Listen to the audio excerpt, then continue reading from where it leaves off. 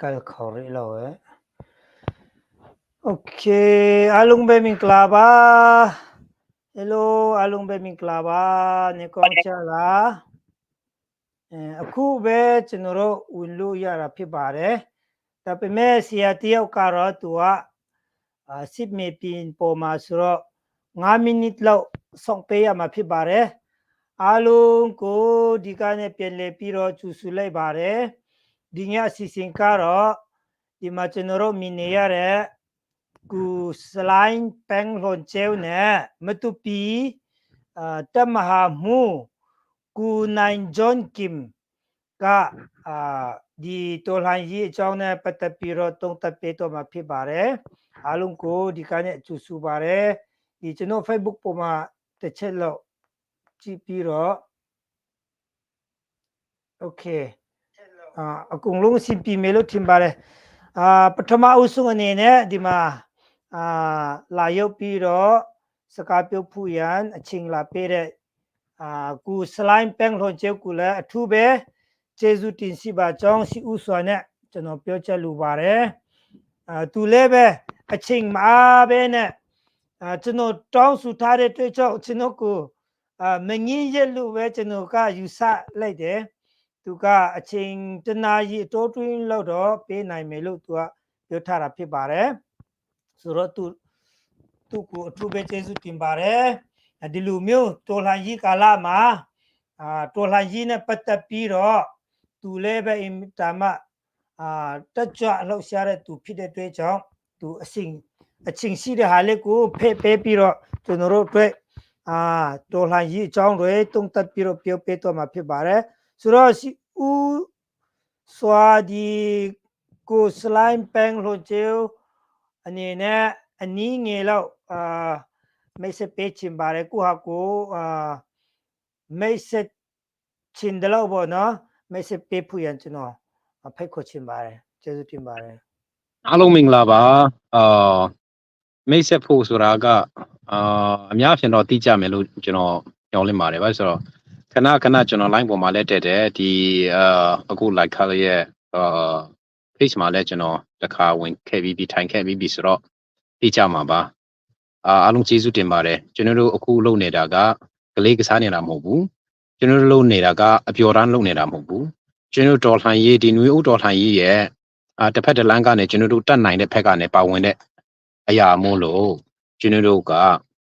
ဒီဟာတကယ်လုတ်တဲ့အပေါ်မှာဒီတော်လှန်ရေးအတွက်အကျိုးရှိစေခြင်းနဲ့ကြီးတဲ့လူကဖြစ်comment ပေးတဲ့လူကလည်းဒီကျွန်တော်တို့ရဲ့လုပ်ရက်တွေကိုနော်တကယ်ဘာအတွက်လဲဘာကြောင့်လဲဆိုတာကိုစဉ်းစားရင်းနဲ့ကြည့်စေခြင်းနဲ့ comment ပေးစေခြင်းနဲ့အဓိကဒီတော်လှန်ရေးမှာပြည်သူ့တော်လှန်ရေးဖြစ်တည်တဲ့အညီဒီပြည်သူ့တော်လှန်ရေးပြည်သူအားနဲ့ကျွန်တော်တို့နိုင်စေခြင်းလို့ကျွန်တော်တို့တတ်နိုင်တဲ့ဖက်ကပါတာမို့လို့အားလုံးလဲပါဝင်စေခြင်းနဲ့လို့နှုတ်ခွန်းဆက်ခြင်းပါတယ်ကျေးဇူးတင်ပါတယ်ကျေးဇူးတင်ပါတယ် slime pen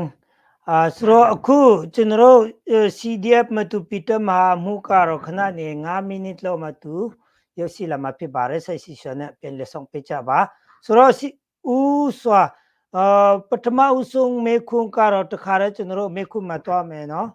ဆိုတော့အဆင်ပြေမလားโอเคဆိုတော့ဒီအခုကျွန်တော်မေခွန်းကပီတူတွေရဲ့မေခွန်းပေါ့နော်စာထဲမှာလာပို့တဲ့မေခွန်းဖြစ်ပါတယ်ဒီမေခွန်းကတော့ကိုစလိုင်းပန်းကဖြီးချင်းနေဆိုရင်ဖြီးပါမဖြီးချင်းလည်းပဲကိုစလိုင်းပန်းရဲ့သဘောထားဖြစ်ပါတယ်ဆိုတော့ဒီမေခွန်းကကျွန်တော်တို့ချင်းပီတောင်ပိုင်းဖက်မှာအေတွေဝင်လာတာသူတိုင်းသိတယ်ပြီးတော့သူတို့တော်တော်လေးကိုသူတို့မှွေပြီးတော့တောင်းကျန်တာတွေလည်းတရင်မှာခဏရရှိတာပေါ့နော်ဆိုတော့ဒီအကြောင်းအရာတွေက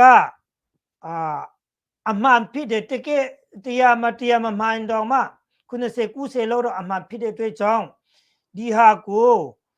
ကျွန်တော်တို့ဘလူကန်တွေဖြည့်ရှင်းတင်တယ်ပေါ့နော်သူတို့အထူးသဖြင့်မေးချင်တာကသူတို့ရောက်ရှိလာတာမှန်ပြီးတောင်းကျန်တာတွေလည်းအမျိုး စီထားတာ90ရာခိုင်နှုန်းလောက်တရားမမှန်တော့မှရှိခဲ့တယ်သူတို့ရဲ့လောက်ရက်တွေအဲ့ဒီအပေါ်မှာကျွန်တော်တို့ချင်းအမျိုးသားအနေနဲ့ချင်းပြည်သူအနေနဲ့ဘယ်လိုကင်တွေ့တင်တယ်လဲဒီဟာတွေကိုဘယ်လိုခြေပတင်တယ်လဲဆိုတာကိုအထူးသဖြင့်တုံ့တက်ပေးစေချင်တယ်တဲ့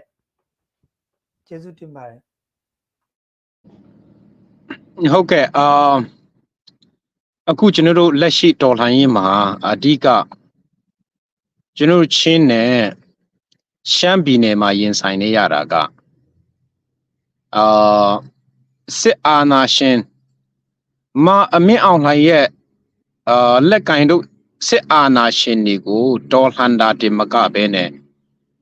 တစ်ဖက်ကနေကျွန်တော်တို့နေမြေလာလူတဲ့အုပ်စုတွေနဲ့ပါရင်ဆိုင်နေရတယ်အဲ့ဒါငင်းလို့မရတဲ့အချက်ဒီအချက်ကိုကျွန်တော်တို့ဘယ်လိုကင်တွေ့ရမလဲဆိုတဲ့အရာမပြောခင်လေးမှာဘာကြောင့်ဒီလိုဖြစ်လာတာလဲဆိုတာကိုကျွန်တော်တို့အရင်ကြည့်ရအောင်ဒီຫນွေဦးတော်လှန်ရေးအရင်တစ်ခေါက်တုန်းကကျွန်တော်ချင်းလုံမီဒီယာမှာပြောခဲ့တယ်အဲ့ဒါကဘာလဲဆိုတော့ဒီကပ္ပတော်လှန်ရေးဖြစ်ဒီပြည်တွင်းစစ်ဖြစ်အဲ့တိုက်ပွဲဆင်တဲ့စစ်ပွဲတွေဖြစ်တဲ့နေရာမှာနော်လမ်းစဉ်နှစ်ခုနဲ့တွားတဲ့နှစ်ဖွဲ့ရှိတယ်လို့ကျွန်တော်ပြောခဲ့တယ်တစ်ဖွဲ့ကဒီမိုကရေစီစံနှုန်းနဲ့ညီတဲ့တော်လှန်ရေးပုံစံမျိုးဆိုလိုတာကသူတို့ကတော်လှန်ရေးဖြစ်ဒီပြည်တွင်းစစ်ဖြစ်ဒါမှမဟုတ်ရှင်ပြည်ပစစ်ဖြစ်ပေါ့သူတို့ကတခြားတိုင်းပြည်တခြားနေမြေမှာတွားပြီးကူညီတာတွားပြီးတိုက်ကူပေးတာအဲ့ဒါမျိုးရှိလို့ရှင်ပြီးတဲ့အခါကျရင်အဲ့ဒီပိုင်ရှင်ဒီလက်ကိုအပ်ပြီးမှသူတို့လိုချင်တဲ့ငင်းချမ်းရေးနဲ့တရားဥပဒေစိုးမိုးရေးအတွက်မူလပိုင်ရှင်တွေကပြန်လေအုပ်ချုပ်စီရင်တာဒီကိုလိုက်တဲ့လမ်းစဉ်တစ်ခုရှိတယ်နောက်တစ်ခုကတော့သူတို့တွားတိုက်တဲ့နေရာကိုအပိုင်ယူတယ်ယူပြီးမှသူတို့စိတ်ကြိုက်ချေလေတယ်သူတို့လှုပ်ချင်တာလှုပ်တယ်ပြီးတဲ့ခါကျမှပြန်လေဆွန့်လွတ်တယ်အဲ့လိုမျိုးနှစ်မျိုးရှိတယ်ဒီနှစ်မျိုးထဲမှာအခုကျွန်တော်တို့ရင်ဆိုင်နေရတာကအဲ့ဒီဒုတိယလမ်းစဉ်ကိုလိုက်တဲ့အဖွဲနဲ့ကျွန်တော်တို့ရင်ဆိုင်နေရတယ်အခုကျွန်တော်တော်လှန်နေတာအမင်းအောင်လှိုင်ရဲ့အာဏာရှင်စနစ်ကိုတော်လှန်ပေမဲ့လေသူတို့ကတော့စနစ်တစ်ခုကိုလက်ကင်ထားပြီးမှသူတို့တိုင်းပြည်ကိုခြေလှေးနေတာဖြစ်တယ်အခုကျွန်တော်တို့နောက်ထပ်ရင်ဆိုင်နေရတာကအဲ့ဒီစနစ်မဟုတ်တော့ပဲねကျွန်တော်တို့ရဲ့ဖူးဖွားပိုင်မြေတွေကိုအပိုင်သိမ်းယူပြီးမှအဲ့ဒီမြေမှာသူတို့မြေဖြစ်အောင်သူတို့တိုင်းနေမြေဖြစ်အောင်သူတို့အပိုင်ဖြစ်အောင်သိမ်းယူခြင်းနဲ့အဖွေဒီနဲ့ပါကျွန်တော်တို့ရင်ဆိုင်နေရတယ်အဲ့ဒါကြောင့်မလို့ဒီဟာကိုကျွန်တော်တို့ဘယ်လိုရင်ဆိုင်ရမလဲဘယ်လိုဖြေရှင်းရမလဲဆိုတာကျွန်တော်တို့တွက်ကြည့်လိုက်လို့ရှင်ပထမချက်ကသူတို့ဝင်လာပုံသူတို့ရဲ့ရည်ရွယ်ချက်သူတို့ရဲ့ပန်းတိုင်ကိုပြည်သူကတည်ပြီးဆိုတော့အဲ့ဒီပြည်သူတွေကပဲဘယ်လိုရင်ဆိုင်ရမလဲဆိုတာဆုံးဖြတ်ရမှာဖြစ်တယ်ဒီနေရာမှာကျွန်တော်တို့ချင်းပြည်သူတွေကဘယ်လိုဖြစ်စေချင်ဘယ်လိုကင်တွေစေချင်လဲဆိုတဲ့ပုံမှန်မူတည်တယ်။ဘာကြောင့်လဲဆိုတော့ကျွန်တော်တော်လှန်ရေးလုပ်တာတော်လှန်ရေးဆိုတာပြည်သူတော်လှန်ရေးမှတကယ်အောင်ပွဲရှင်တဲ့ပြည်သူတော်လှန်ရေးမှတကယ်အောင်မြင်မှုပန်းတိုင်ကိုဆွတ်ခိုးနိုင်တဲ့တော်လှန်ရေးဖြစ်တဲ့အတွက်ကြောင့်မလို့ဒီတော်လှန်ရေးကိုပြည်သူအတွက်ပြည်သူကဥဆောင်တဲ့တော်လှန်ရေးဖြစ်နေနေငီဒီပြည်သူကပဲကျွန်တော်တို့ရင်ဆိုင်နေရတဲ့ဒီချင်းပြည်သူကပဲကျွန်တော်ရင်ဆိုင်နေရတဲ့ဒီလက်ရှိနေမြေကျူးကျော်မှုကိုဘယ်လိုကင်တွေဖြေရှင်းရမလဲဆိုတာဆုံးဖြတ်ပြီးမှအဲ့ဒီဆုံးဖြတ်ချက်အပေါ်မှာပဲเนาะပြည်သူအတွက်တော်လှန်ရေးလုပ်နေတဲ့ပြည်သူသားကောင်းတွေကရင်ဆိုင်နေရမှာဖြစ်တယ်ဆိုလိုတာကအခုကျွန်တော်တို့လက်ရှိတော်လှန်ရေးမှာပြည်သူအတွက်လုပ်နေပါတယ်ဆိုပြီးမှအော်နေတဲ့အဖွဲနှစ်ဖွဲရှိတယ်တစ်ဖွဲ့ကတော့တီးတဲ့အတိုင်းပဲချင်းပြည်ဆိုရပေါ့နောက်တစ်ဖွဲ့ကတော့သူတို့ဘာသာသူတို့ညီအကိုဖွဲ့ပြီးမှချင်းနဲ့ကြားမှာညီအကိုဖွဲ့ပြီးမှညီနောင်သုံးဖို့အမိခံထားတဲ့အဖွဲ့နှစ်ဖွဲ့ရှိတယ်အခုလက်ရှိကျွန်တော်တို့ချင်းပြည်ကိုလာကျူးကျော်တဲ့ AA ရဲ့ကျူးကျော်မှုကလည်းအဲ့ဒီညီနောင်အမိခံထားတဲ့အဖွဲ့ဒီကခေါ်လာတာဖြစ်တယ်ဆိုတော့သူတို့ကခေါ်လာတဲ့အဓိကအကြောင်းရင်းကဘာလဲ တေချာတာကသူတို့က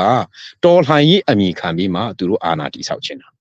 ဆိုတော့ခါကြတော့ဒီအာဏာတည်ဆောက်ရင်းနဲ့သူတို့ခေါ်လာတဲ့အဖွေဒီကိုသူတို့ပြန်လေမောင်းထုတ်နိုင်မလားပြန်လေနောက်ဆုတ်ခိုင်းလို့ရမလားဆိုတာကိုကျွန်တော်တို့စမ်းစစ်ဖို့လိုတယ်အခုလက်ရှိကျွန်တော်တို့လက်ရှိကျွန်တော်တို့မြင်တွေ့နေရတဲ့လောက်ဖြစ်ပေါ်နေတဲ့အရာဒီမှာအဲ့ဒီလိုမျိုးအခြေအနေလုံးလို့မရတော့ဘူးခုကျွန်တော်တို့ကြားရတဲ့လောက်ကတော့ချင်းပြည်လေပိုင်းထိပါသူတို့ရောက်လာနေဆိုတော့နောက်တောင်ပိုင်းမှာလည်းသူတို့အုပ်ချုပ်နေတဲ့နေရာဒေသတဝိုက်မှာသူတို့ရဲ့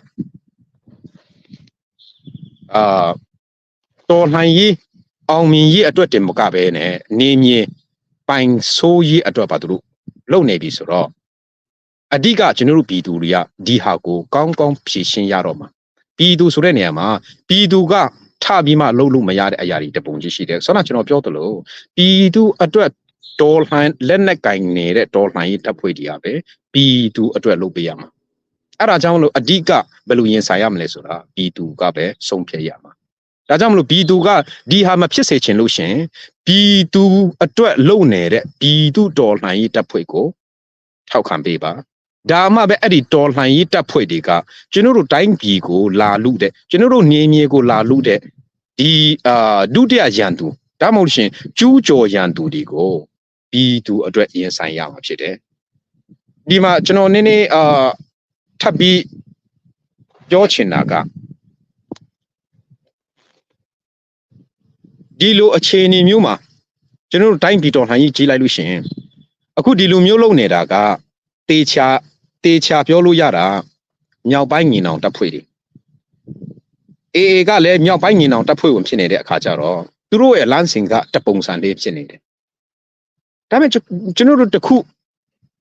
တတိထားဖို့နဲ့တခုမမေ့ဖို့ကအခုလက်ရှိAADရဲ့တော်လှန်ရေးလမ်းစဉ်မှာမြင်းအောင်လှန်ရဲ့အာနာရှင်တပ်ဖွဲ့ကိုတော်လှန်တဲ့တစ်ဖက်မှာကျွန်တော်တို့ချင်းလူမျိုးနဲ့ရန်သူလာဖွဲ့တဲ့ခါကျတော့သူတို့အတွက်ရေရှည်မှာကောင်းကျိုးကပုံများမလားဆိုးကျိုးကပုံများမလားဆိုတာကိုသူတို့ကောင်းကောင်းတွက်ချက်တတ်ဖို့လိုတယ်ဒါတင်မကဘူးရခိုင်ပြည်နယ်ကိုသူတို့နေမြေဖြစ်ဖို့အမဒါမလိုချင်နေတဲ့အာဂန်ရိုဟင်ဂျာတွေရှိတယ်ဆိုတော့ရိုဟင်ဂျာလူဦးရေကလည်းရခိုင်လူဦးရေနည်းနည်းလောက်များတယ်ဒီချိန်မှာကျွန်တော်တို့တော်လှန်နေတာကအာနာရှင်စနစ်တစ်ခုတည်းမဟုတ်ပဲနဲ့နေမြေကျူးကျော်ဖို့ရဲ့အာနာတိဆောက်ဖို့ရဲ့ကိုယ့်ရဲ့အစိုးရဖြစ်လာနိုင်ဖို့တော်လှန်နေတဲ့တော်လှန်ရေးတပ်ဖွဲ့မျိုးဆိုရင်တော့တပ်ဖွဲ့မျိုးဆိုရင်တော့ရေရှည်မှာတကယ်အကျိုးဆက်ကဘာဖြစ်လာမလဲဆိုတာကိုကောင်းကောင်းသုံးသပ်တတ်ဖို့လိုတယ်ဒါကြောင့်မလို့ကျွန်တော်တို့ချင်းလူမျိုးအနေနဲ့လက်ရှိချိန်မှာ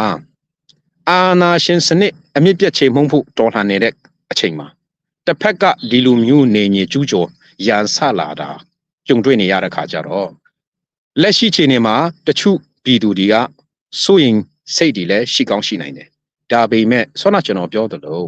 ဒီအခြေအနေကကျွန်တော်တို့လွန်ဆန်လို့ရတယ်ကြော်လွှားလို့ရတဲ့အခြေအနေတွေပါအဓိကပြည်သူတွေပဲပြည်သူကဖြစ်ချင်တဲ့ဆန္ဒသာရှိလို့ရှိရင်ပြည်သူအတွက်အသက်ပေးပြီးတိုက်ပွဲဝင်နေတဲ့ပြည်သူသားကောင်းတွေကမလုံနိုင်စရာအကြောင်းမရှိပါဘူးဆိုတာကိုကျွန်တော်ပြောချင်ပါတယ်ကျေးဇူးတင်ပါတယ်โอเคကျေးဇူးတင်ပါတယ်တုံးတက်ပေးတဲ့အတွက်အခုမတူပီ CDF ကတမဟာမူကိုနိုင်လင်းလဲကိုနိုင်ဂျွန်ကင်လည်းရောက်ရှိလာပါပြီဖြစ်တွေ့ကြောင်းအစင်ပီမလာကိုဂျွန်အစင်ပီမဆွေကင်မရာလည်း on ပေးပြီးတော့အရင်ဦးဆုံးမိတ်ဆက်ပေးစေချင်ပါတယ်ဟုတ်ကဲ့အစင်ပြေပါတယ်ဟုတ်ကဲ့โอเคကျေးဇူးပါဆိုတော့အရင်ဦးဆုံးကိုနိုင်ဂျွန်ကင်ကပီတူရေစီမာကိုဟာကိုမိတ်ဆက်ပေးဖို့နဲ့ပြီးတော့အခုလက်ရှိဒီကိုရော နေမီကအခြေအနေပေါ့နော် update လောက်ဆက်စီရင်ကျေးဇူးပြုပြောပေးဖို့ရန်ပြည်သူတွေကိုmessage ပေးပြီးတော့လိုလိုဆဲအခြေအနေကိုနိုင်ရဲ့ပတ်ဝန်းကျင်အခြေအနေကိုအနည်းငယ်လောက် update ပေးရှင်ပါတယ်ကျေးဇူးတင်ပါတယ်ဟုတ်ကဲ့ပါဆိုတော့အားလုံးကိုကျေးဇူးတင်တယ်အခုဒီကျွန်တော်ဘက်ကတော့ line ရပြတ်တော့ဖြစ်လိမ့်မယ်တိတ် line ရအဆင်မပြေလို့ဆိုတော့ဟုတ်ကဲ့ကျွန်တော်ကတော့ဒီကိုနိုင်ဂျွန်ကင်းဖြစ်ပါတယ်ဒီ CDF တာမှနှစ်ရဲ့တာမှမူအနေနဲ့ရှိတော်ထမ်းဆောင်နေပါတယ်ဆိုတော့ဒီအားလုံးကျွန်တော်တို့တနိုင်ငံလုံးကမ္ဘာလုံးဒီမှာအတိဖြစ်တဲ့မတပီကိစ္စနဲ့မတပီပြဿနာမတပီရဲ့ operation ကိစ္စနဲ့ကျွန်တော်တို့ဒီဒီဝင်ရောက်ပြီးမှကျွန်တော်တို့ကြည့်ခတ်တဲ့အခြေအနေမျိုးတွေကိုလည်းအားလုံးပြီးသားဖြစ်လိမ့်မယ်ဆိုတော့ယခုလက်ရှိအချိန်ထိတော့ကျွန်တော်တို့တစ်ဖက်ကညှိနှိုင်းတိုင်ပြင်မှုဆိုတာကမတပီကိစ္စမှာကအများကြီးရှိတယ်ဆိုတော့ဒီမတပီကိစ္စမှာပြဿနာဘယ်သူဘယ်ဝါစရဲဆိုတာကဒါပထမဆုံးပေါ့ဒုတိယအနေနဲ့ကကျွန်တော်တို့ဒီဟာကိုဘယ်လိုအဖြေရှာပြီးမှဘယ်လိုစီးလုံးမှုကိုပြန်တည်ဆောက်နိုင်မလဲဆိုတဲ့ဟာကဒုတိယဒါအဆင့်ပေါ့တတိယအဆင့်မှာကကျွန်တော်ဒီမတပီကိုပြန်ပြီးတော့ကျွန်တော်တို့ဒီစကားစကင်းစီတဲ့မတပီကိုကျွန်တော်တို့ဘယ်လိုပြန်တည်ဆောက်မလဲဆိုတဲ့ဒီအဆင့်၃ခုနဲ့တွားမှာပေါ့ဒါကျွန်တော်တို့ဘက်ကအလိုချင်ဆုံးအရာချင်းဒီအားလုံးရဲ့အလိုချင်ဆုံးအရာဒါပြည်သားတွေအားလုံးအလိုချင်ဆုံးအရာပေါ့ဒါပေမဲ့ယခုလက်ရှိကျွန်တော်တို့ဒီမတပီမှာကျွန်တော်တို့အဖွဲ့အနေနဲ့ညှိနှိုင်းရေးကိုဒုတိယဖြစ်တဲ့ညှိနှိုင်းရေးကိုပြန်လည်ပြီးတော့စီးလုံးရေးကိုကျွန်တော်တို့ဦးစားပေးပြီးမှလို့တော့ဆောင်ရွက်တယ်ဒါမဲ့ဒီဆောင်ရွက်မှုမှာယခုလက်ရှိအချိန်မှာတော့ကျွန်တော်တို့ဖက်တက်ပဲတက်မှနှစ်အနေနဲ့ပဲဆောင်ရွက်မှုတွေလုပ်နေတဲ့ခါကျတော့အဆင်မပြေဘူးဒါပေမဲ့လို့တခုရှိတာကယခုလက်ရှိကျွန်တော်တို့ညှိနှိုင်းရေးကိုတွားကြမယ်ဆိုပြီးတော့ကျွန်တော်တို့ဖက်ကအပြစ်ခိုက်ရက်စေးတာရက်တာရှိတယ်ဒါပေမဲ့လို့တစ်ဖက်ကအင်အားလုံးရင်သုံးပြီးမှအခုကျွန်တော်တို့အပြစ်ခိုက်ရက်နေတဲ့ဟာတွေကိုအခွင့်ကောင်းယူပြီးမှအခုဒါစစ်ကြောင်းတွေထပ်ထိုးနေတယ်ယခုချိန်ထိစစ်ကြောင်းတွေထပ်ထိုးနေတယ်ပြီးတော့ဒါတောနင်းပြီးမှနေရာတိုင်းမှာဒါသူတို့ကအခုကျွန်တော်တို့ဖက်ကိုဝင်လာတာရှိတယ်ခြေဦးတီနဲ့ဟာရှိတယ်ဆိုတော့ချင်းချင်းလင်းလင်းပဲကျွန်တော်တို့ကကြောက်လို့မဟုတ်ဘူးလက်နဲ့ကန်ချင်းပဲဘယ်သူမှမကြောက်ဘူးဒါပေမဲ့ဒီလိုမျိုးသူနဲ့သူအဖြေရှာမဲ့နင်းလန်းကိုမရှိဘဲနဲ့မတွားဘဲနဲ့လုံးဝတစ်ဖွဲ့နဲ့စစ်ကြောင်းထိုးကြီးဆိုတော့ကျွန်တော်တို့ဒါလုတ်တင်တာတော့လုတ်ရမှာပဲကျွန်တော်တို့အနေနဲ့ជីတူတွေရောအကုန်လုံးကကြည့်ထားရမှာဆိုတော့သူတို့ရဲ့လုတ်ရကယခုလောလောဆယ်ဖြစ်နေတဲ့အဖြစ်အပျက်ကတော့ဘာတစ်ခုရှိတယ်လဲဆိုတော့ဒီမတပီနေအားလုံးကိုသူတို့ကစစ်ကြောင်းအပြစ်အဝထိုးပြီးမှဝိုင်းပြီးမှအဲ့ဒီအထဲမှာရှိတဲ့ကြေးရွာဒီမြို့ထဲမှာတွေကသူတို့ကဘာလုပ်တယ်လဲဆိုတော့အုတ်ချွေရဲ့အကောင့်ထိပေါ်တာဆိုတော့တစ်ဖက်ကကျွန်တော်တို့ဘယ်လိုပြောမလဲဆိုတော့လုံခြုံရေးအတွက်အကုန်လုံးလုပ်ပြီးတော့သူတို့ဒီပြည်သူတွေကိုအာဏာနဲ့အုတ်ချွေသူတို့အုတ်ချွေကိုICC အုတ်ချုပ်ရေးကိုအာဏာနဲ့လေပတ်နိုင်အောင်အာဏာနဲ့ကောင်းတဲ့ကိုသွင်းနိုင်အောင်သူတို့ကစီယုံရေးလုပ်တယ်ကြေးရွာမှာလည်းသူတို့စီ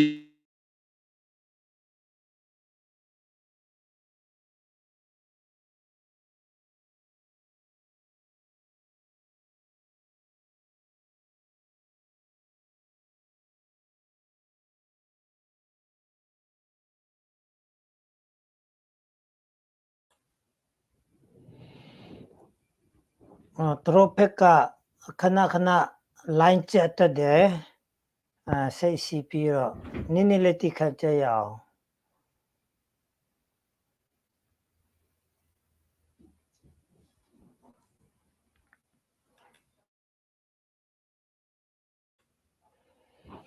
โอเคดีจัดเทมาตัวไลน์นี่ไลน์นี่จัดตัวลูดีจัดเทมาจีสุอาเปรเมสุโดอาลุงเลเบชาราพินโดโลกองไลน์พินคอมเมนต์พินกูมีจับพิโรทุตพินกูจนโรโคทาร์มันตุปีCDF ตัดมูเลตรกาเมเนสโซเลพิเดพิโรเมปิมโปมาเราเลมีอานี่เรเอริจัดเทมาชิงลาเปเรตัวจองตรุกูเลแต่เพชรลันเนี่ยอาณาผู้ชีเรทุตัวจองจนโรอันนี้เนี่ยแหละตรุกูดีกาสไลม์เป็งและพีตูดีจอห์นคิมและพีตรุกูอาเปเรอันนี้เนี่ยสาราพินโดโลกองกูมีจับสุลุเยชินเนี่ยสุดตูกาไลน์จัดตัวเรทินเนี่ยสไลด์แป้งเพิ่มมาจนเปลี่ยนเลขจีไหมสุดအခုနာကသူပြောတာကအဖြီမရောက်သေးဘူးသူပြန်လာသူဘလူပြန်ဆက်မလဲမသိဘူးဒါပေမဲ့ကျွန်တော်မေးကြည့်လိုက်မယ်အခုလက်ရှိမှာကျွန်တော်ဖတ်နေရတာကဒီမတူပီဖက်မှာAA တွေAA တွေအာရခတ်တော်ဘောနော် AA တွေနဲ့ MDF ကစိတ်ကြွအစေးတွေကိုလည်းတုံးတယ်ပြီးတော့အတင်းအဓမ္မစေခန်းတာတွေလည်းရှိတယ်တဲ့ဆိုတော့ interim Maralin Council ကသူကအတိပေးခြင်းညာထောက်ထားတာတွေလည်းရှိတယ် open မှာ statement တွေလည်းခဏဖတ်ရတယ်ဆိုတော့ဒီဟာတွေအကုန်လုံးက slime pen ကတော့ဖတ်ပြီးသားဖြစ်မယ်လို့ကျွန်တော်ယူဆတယ်ဆိုတော့အထူးသဖြင့်အာရခတ်တော်တွေကဒီလူမျိုးစိတ်ကြောဆေးတွေတကယ်တုံးသလားပြီးတော့ပီတူတွေကိုဒီလူမျိုးအတင်းအဓမ္မလောက်ပြီးတော့ပီတူတွေက statement ထုတ်ထားတာဟာတွေရောတကယ်ပီတူတွေကလုံးဝယုံတင်သလားပေါ့နော်အများပြည့်မြို့ပိုင်းကသူကယုံတယ်လို့မယုံတယ်လို့ပေါ့ဒီမှာခဏနေမှာဂျွန်ဖက်မှာပြန်တွေ့ကြတာပေါ့အဲ့ဒီမျိုးခွင့်လေးကိုဖြီးပေးလို့ရမလားကျေးဇူးတင်ပါတယ်အချက်နဲ့ချက်နဲ့ကျွန်တော်ထောက်ပြမယ်နော်ပထမချက်ကအခုတော်လှန်ရေးတစ်လျှောက်မှာနော်တော်လှန်ရေးတစ်လျှောက်မှာကျွန်တော်တို့တော်လှန်ရေးတပ်ဖွဲ့တွေရဲ့အသုံးစရိတ်ကုန်ကျစရိတ်ကိုကျွန်တော်တို့တွက်ကြည့်ရအောင်ကျွန်တော်ခဏပြောတဲ့အထက်မှာဗာလဲဆိုတော့မြောက်ပိုင်းဖက်ဒီတွန်းဆောင်တဲ့ကြီးခါမြူတင်းတိုက်ပွဲတုန်းကချင်းပြည်အစိုးရတပ်ဖွဲ့ရဲ့မြူတင်းတိုက်ပွဲတုန်းက14ရက်ဝန်းကျင်လောက်ကြာတယ်အဲ့ဒီ14ရက်ဝန်းကျင်မှာ6,000ကျော်ကုန်တယ်ဆိုတော့အခု AA ရဲ့တိုက်ပွဲက AA ရဲ့ရခိုင်ပြည်မြောက်ပိုင်းတိုက်ပွဲနဲ့ချင်းပြည်တလျှောက်တိုက်ပွဲကဘယ်လောက်ကြာပြီလဲ14ရက်မှာတော့နော်14ရက်မှာတော့6,000ကုန်လို့ရှိရင်ဒီလောက်နှစ်နဲ့ချီကြာရင်ဘယ်လောက်ကုန်မလဲဆိုတော့ဒီအကုန်ကြစရိတ်ဒီကရောဘယ်ကနေရလဲတေးချတဲ့ကျွန်တော်တို့ချင်းပြည်ဆိုရရဲ့ရတဲ့ကုန်ကြစရိတ်ငွေထောက်ပံ့တွေကပြည်ပစီကနေအများဆုံးဝင်တယ်90%ရာခိုင်နှုန်း80%ရာခိုင်နှုန်းဝင်တယ်ပြည်ပချင်းလူမျိုးကနေရခိုင်ဒီကပြည်ပထွက်ခေါ်တဲ့လူတွေကကျွန်တော်တို့ချင်းပြည်ရဲ့9ပုံ10ပုံလောက်မရှိဘူးဝင်တယ်ဆိုရင်တောင်မှသူတို့အတုံးစရိတ်ရဲ့10%ရာခိုင်နှုန်းလောက်ရှိမှာမဟုတ်ဘူးကျန်တဲ့90%ရာခိုင်နှုန်းဘယ်ကနေရလဲဒါကြောင့်မလို့ဒီဟာဒီကိုအမြန်ဆုံးနည်းနဲ့အများဆုံးရနိုင်တာကမူရည်စေဝါကုန်ကူတာပဲရှိတယ်ဒါကြောင့်မလို့ပထမချက်သိချတာက AAD ကမူရည်စေဝါနဲ့လက်နဲ့ဒီဝေးရိတ်ခါဒီစုခေယမီကြောက်ဒီဝေးလုံနေတယ်ဆိုတာသိချတယ်ဒါကြောင့်မလို့မူရည်စေဝါနဲ့ဂုံတွေတဲ့တော်လှန်ရေးတိုက်ဖွဲ့ဒီကလူအပ်တဲ့အချိန်မှာသူတို့လူအပ်တဲ့အချိန်မှာမလူအပ်တဲ့အချိန်မှာတောင်မှမူရည်စေဝါကင်တဲ့လူကမူရည်စေဝါကိုသုံးဆွဲမှာပဲဆိုတာငင်းလို့မရတဲ့အချက်တစ်ချက် ဒုတိယချက်ကအခုသူတို့စင်နေတဲ့တော်လှန်ရေးဒီတိုက်ပွဲတွေကလူလှိုင်းသုံးတယ်လို့ကျွန်တော်ခဏပြောတယ်လူလှိုင်းသုံးတယ်ဆိုတာစခန်းကုန်းတနေရဒါမှမဟုတ်လို့ရှိရင်မြို့တစ်မြို့ကိုတင်းဖို့အတွက်သူတို့လူအင်အားသူတို့ဂျေဘော်အင်အားကိုအလုံးအရင်နဲ့ခြေလာခိုင်းတယ်ခြေလာခိုင်းပြီးမှအဲ့ဒီမှာဒီစစ်သားရဲ့သဘောတဘာဝအရာသူတို့ပြောတဲ့အတိုင်းပေါ့နော်ကြားထူးပြီးမှတက်လာကြတယ်အလုံးအရင်နဲ့တက်လာကြတယ်အဲ့ဒီချိန်မှာရှီကနေတက်လာတဲ့လူတွေကတစ်ဖက်လက်နဲ့ကင်ကမရမကပြရမှာပဲအဲ့ဒီချိန်မှာနော်လူသားစင်စစ်အနေနဲ့ကိုရှင်းမှာကိုရဲ့ရဲဘော်ရဲဖက်ဒီကိုရဲ့မိတ်ဆွေတငယ်ချင်းဒီတနက်ကြီးစံတန်ရာနဲ့အတုံးအယုံလေးပြီးမှသွေးတန်ရဲရဲနဲ့ညီးတွားနေတဲ့တန်ကြီးနော်တေနေတဲ့အရာဒီမြင်ရက်သားနဲ့နောက်မဆောက်ဘူးဆိုတာတေချာနေပြီသူတို့စိတ်မမှန်ဘူးဆိုတာထက်သူတို့ကိုတခုခုကထိမ့်ချုပ်နေတယ်ဆိုတာသိချတယ်အဲ့ဒါစစ်မြေပြင်မှာရှိတဲ့ကျွန်တော်တို့ချင်းပြည်အစိုးရတပ်ဖွဲ့တွေရဲ့ပြောစကားတွေတကယ်လက်တွေ့သူတို့တွေ့နေရတဲ့အရာတွေဒါကြောင့်မလို့သူတို့ကမူးယစ်ဆေးဝါးဒီစိတ်ကြွဆေးတွေတုံးနေတယ်ဆိုတာကအဲ့ဒါမှာပေါ်လွင်နေတယ်နောက်သူတို့အဲ့ဒီ AA တပ်ဖွဲ့ဝင်တွေဖမ်းဆီးထားတဲ့သုံးပန်းဒီထဲမှာနောက်အဲ့ဒီချင်းပြည်တောင်ပိုင်းတိုက်ပွဲမှာဖမ်းထားတဲ့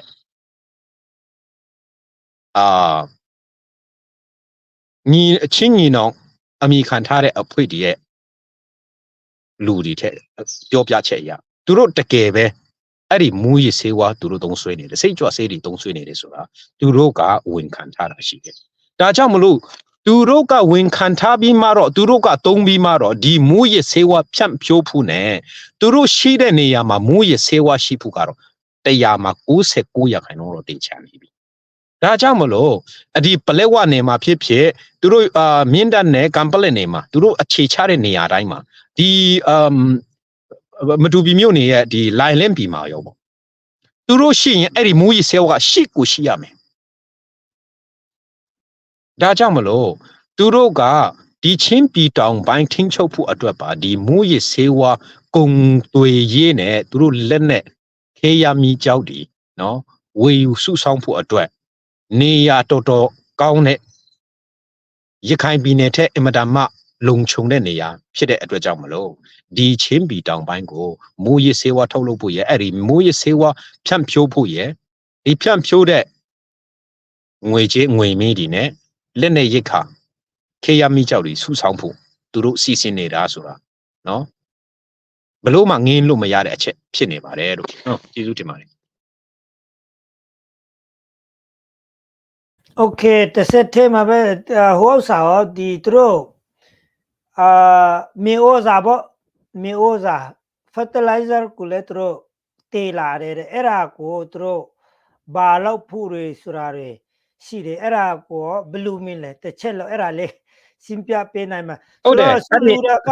လက်စီနဲ့ကက်တွေမကဘူးလေဆိုတော့မြေဩဇာလေးတေးလာတယ်ဆိုတော့ဒီမြေဩဇာတွေကဘာအတွက်အသုံးဝင်တာလဲပေါ့နော်ပြည်သူတွေတိဖို့ပါအမြန်အလွေဆုံးနည်းနဲ့ကျွန်တော်ပြောပြလိုက်လို့ရှင်အခုကျွန်တော်တို့အသုံးပြုနေတဲ့drone ပေါ်မှာချိတ်ထားတဲ့ဟိုဘုံတီးတွေနော်အဲ့ဒီထဲမှာအသုံးပြုတဲ့ရန်တမျိုးကိုအဲ့ဒီမျိုးဩဇာတွေနဲ့ပေါ်ဆက်ထားတဲ့ဟာရှိတယ်နောက်ဒီဆွေးမိုင်းဒီပေါ့နော်ဆွေးမိုင်းတိုက်မိုင်းတို့တိုက်မိုင်းလဲသူတို့သုံးကောင်းသုံးနိုင်တယ်ဆွေးမိုင်းဆိုတာကျူးနဲ့ဒီဟိုဟာနဲ့shock mine ပေါ့နော်အဲ့ဒါဒီမှာသူတို့ fertilize တွေသူတို့သုံးတယ်အသုံးပြုတယ်နောက်ဒီအရင်တစ်ခေါက်တုန်းက Facebook မှာလည်းပေါ်မယ်ထင်တယ်မတူပီတက်မဟာတစ်ကရဲ့ဒုံးပြန်နော်အဝေးပြဒုံးပြန်သူတို့ဒုံးကြည့်နော်စမ်းတတ်တဲ့ဟာဒီဗီဒီယိုဟိုအခုဒီနဲ့ထွက်တဲ့ဟာဒီအဲ့ဒီရန်တောင်တွေကိုအဲ့ဒီ fertilize နဲ့သူတို့လုပ်တယ်ဆိုတော့အခုဆွမ်းနာကျွန်တော်ပြောသလိုဒီတော်လှန်ရေးတစ်လျှောက်မှာ အစိုးရဒီတိုင်းပြည်ရဲ့အုပ်ချုပ်တဲ့အစိုးရဒီရဲ့အသုံးပြုနေတဲ့ဒီတကယ်တိတ်ပါနိကြရမှုတွေကိုမသုံးနိုင်တဲ့ခါကျတော့အဲ့ဒီဓာတ်မြေဩဇာတွေကိုသုံးပြီးမှပေါ်ဆထားတဲ့ဟာဒီเนาะအများအဖြစ်သုံးယူကြတယ်เนาะတချို့က TNT သုံးကြတယ် TNT ရန်တွေကိုသုံးကြတယ်ဒါပေမဲ့ TNT ရန်တွေကလည်းရှာရခဲ့တယ်လို့ဈေးလက်ချင်းနေတဲ့ခါကျတော့သူတို့ပေါ်ဆပြီးမှဒီဓာတ်မြေဩဇာဒီနဲ့စားဒီနဲ့သူတို့ပေါ်ဆပြီးမှလုပ်တဲ့ဟာဒီရှိတယ်အဲ့ဒီနီလာနေကိုပြည်သူအများမသိတဲ့ခါကျတော့ယုံချင်မှယုံမယ်ဒါပေမဲ့တကယ်ဖြစ်နေတယ်ဆိုတာကိုတော့ဒီတော်လှန်ရေးလောကကိုဝင်ကြည့်ပြီးမှလှည့်လာကြည့်လိုက်ပါတကယ်သူတို့သုံးတာကအဲ့ဒီမျိုးဩဇာဒီကိုရန်အတွက်အသုံးပြုနေတယ်ဆိုတာကိုကျွန်တော်ပြောပြချင်ပါတယ်ကျေးဇူးတင်ပါတယ် Okay တုံးတက်ပေးတဲ့အတွက် slide pen ကျေးဇူးတင်ပါတယ်ဆိုတော့အခုကူနိုင်ကအဆင်ပြေမလားကူနိုင်ဂျွန်ကင်ကိုကျွန်တော်တစ်ချက်လောက်ခုနကူနိုင်ဂျွန်ပြောတဲ့ထဲကို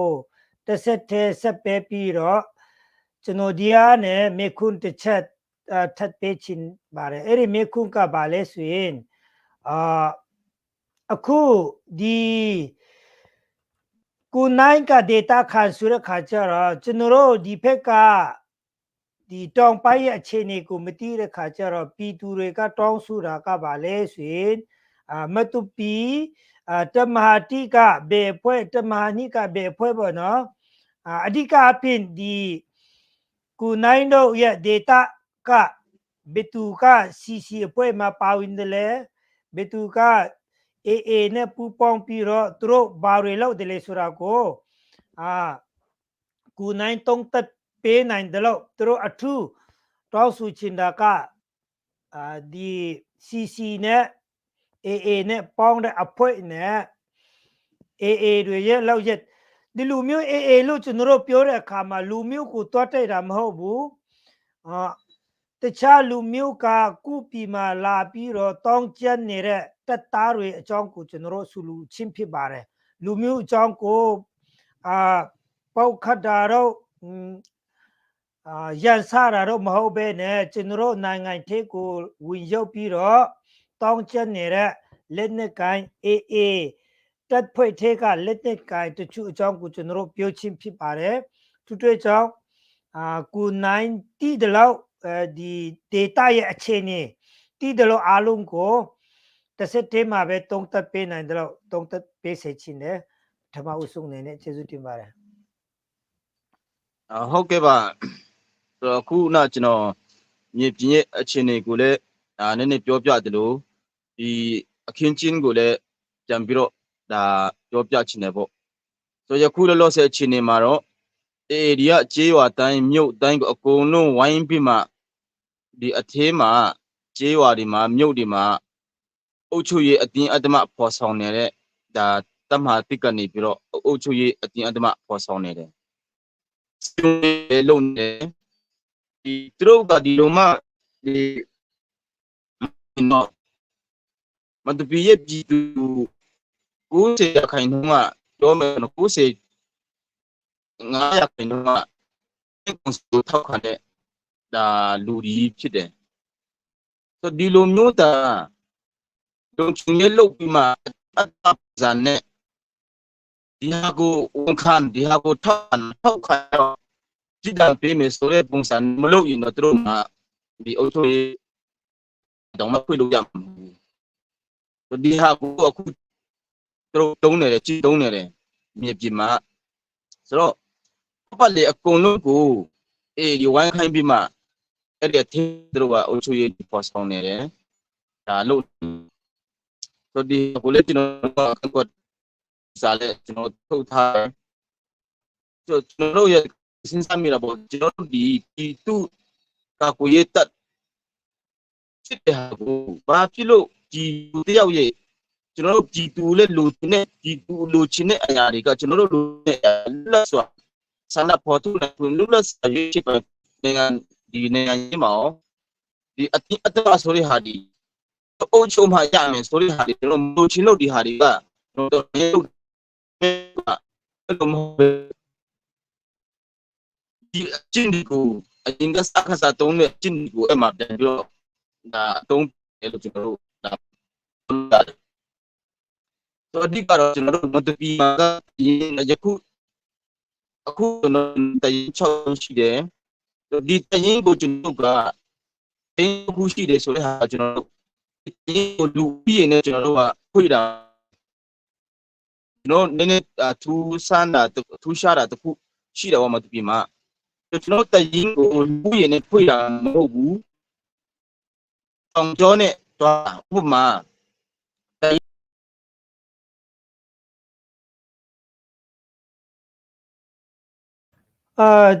သူ line ကတော်တော်လေးဟိုစဖြစ်နေတယ်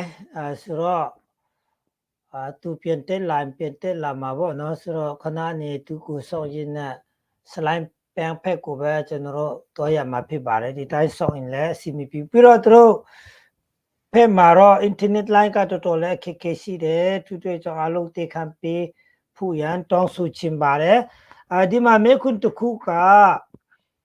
သူ connection ကတည်းမကောင်းဘူးဒီမှာမေခွန်းတစ်ခုက MDF อันขวาอันเกียร์จังทีซีเอมินดัด CNDF และมาตุปีบัตาเลียนวันลองมาตุปีจังฮะตูโปลาเปลี่ยนขนาดเปลี่ยนเส้นลุยามละဟုတ်ကဲ့โอเค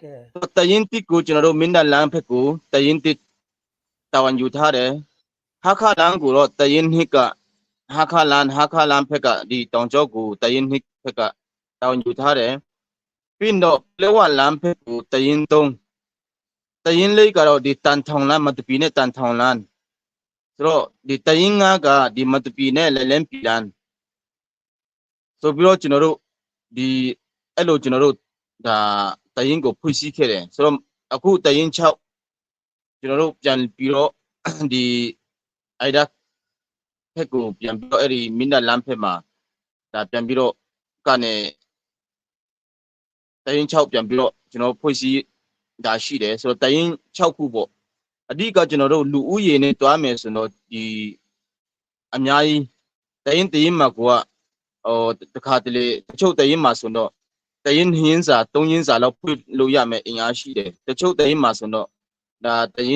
ရင်စာလောက်ပေါ့အဲ့လိုပေါ့ဆိုတော့ကျွန်တော်တို့အဓိကအဲ့လိုဖွင့်တာလူအားမဖွင့်ပေးတဲ့တရင်ကို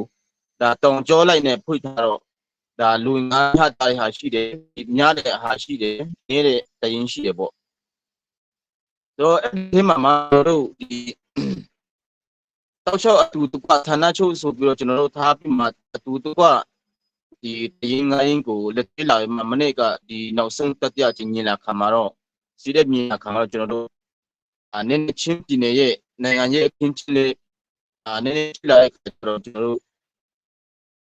ဒီတရင်ငိုင်းကိုပထမဆုံးတရင်ပြန်တိုးတော့6ရင်းဖြစ်သွားဒီ6ရင်းမှာတမ်ဟစ်နှစ်ခုနဲ့ကျွန်တော်တို့ပြီးတော့ဖွင့်စည်းထားတာပေါ့ဆိုတော့တမ်ဟန်ဟစ်မှာဘာဖြစ်လို့တမ်ဟန်ဟစ်တင်းနဲ့ဟစ်ဖြစ်သွားတယ်လဲဆိုတော့ကျွန်တော်တို့ဒီနိုင်ငံရေးမှာက ICC နဲ့ဒါချင်းကောင်စီဆိုတဲ့ဟာရှိတယ်ဆိုတော့ ICC ကိုထောက်ခံတဲ့အဖွဲ့ရှိတယ်လို့ချင်းကောင်စီထောက်ခံတဲ့အဖွဲ့ရှိတယ်ဆိုတော့ကျွန်တော်တို့ကခင်ဗျားတို့တရင်အလုံးရွေးချယ်ပိုင်ခွင့်ရှိတယ်ဆိုတဲ့ဟာနဲ့ဒီလူလက်စွာဒီတူတယောက်ပဲရွေးချယ်ပိုင်ခွင့်ရှိတယ်ဆိုတော့ဒီဘက်က ICC ထောက်ခံတဲ့လူကလည်း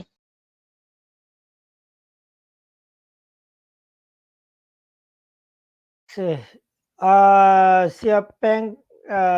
ဟိုစာအကြောင်းလေးတုံးသက်ပေးနိုင်မလားသူက line မကောင်းလို့တွေ့ကြအခုနသူပြောတဲ့ထဲမှာ ICNCC ထောက်ခံတဲ့အဖွဲ့နဲ့ဟိုထောက်ခံတဲ့အဖွဲ့